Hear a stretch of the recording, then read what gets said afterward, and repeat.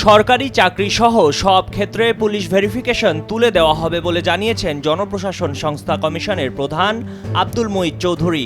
17 December সচিবালয়ে জনপ্রশাসন মন্ত্রণালয়ের সম্মেলন কক্ষে সাংবাদিকদের সঙ্গে মতবিনিময়কালে তিনি এ তথ্য জানান। সরকারি চাকরি, পাসপোর্ট ইত্যাদিতে পুলিশ ভেরিফিকেশন নিয়ে হয়রানির অভিযোগ প্রসঙ্গে কমিশন প্রধান বলেন, পুলিশ ভেরিফিকেশন কোথাও থাকবে না, এয়ারপোর্টেও থাকবে না। প্রত্যেক নাগরিকের পাসপোর্ট পাওয়ার অধিকার আছে। কমিশন প্রধান বলেন, আপনি নাগরিক, পাসপোর্ট নেবেন, এটা আপনার নাগরিক অধিকার। আপনাকে পুলিশ ভেরিফিকেশন কেন করতে হবে? ইংল্যান্ডের উদাহরণ টেনে তিনি বলেন, পাসপোর্টের জন্য আবেদন করলে পোস্ট অফিসে পাসপোর্ট পৌঁছে যায়।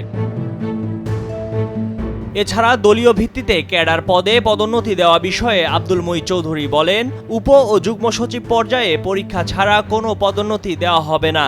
পরীক্ষায় 70 না পেলে তাকে পদোন্নতি দেওয়া হবে না। এর মাধ্যমে আন্তঃক্যাডার বৈষম্য দূর হবে। যে কোনো ক্যাডারের যে কেউ 70 পেলে প্রশাসন ক্যাডারে আসতে পারবেন। তিনি আরও বলেন, তথ্য অধিকার আইনকে খুব গুরুত্ব দেওয়া হচ্ছে। প্রতিটি জেলা এবং বিভাগে এ বিষয়টি দেখভাল করতে একজন কর্মকর্তা দেওয়া হবে। তবে এখনও তথ্য অধিকার আইনের প্রয়োগ সেভাবে হচ্ছে না।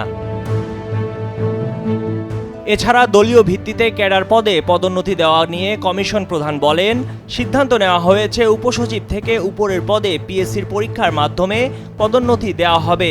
আর যে কোটা ছিল তা 50% করে রাখা হবে। প্রশাসন ক্যাডারে 50% এবং অন্যান্য ক্যাডারে 50%। ময়ূখ ইসলাম, কালের কণ্ঠ।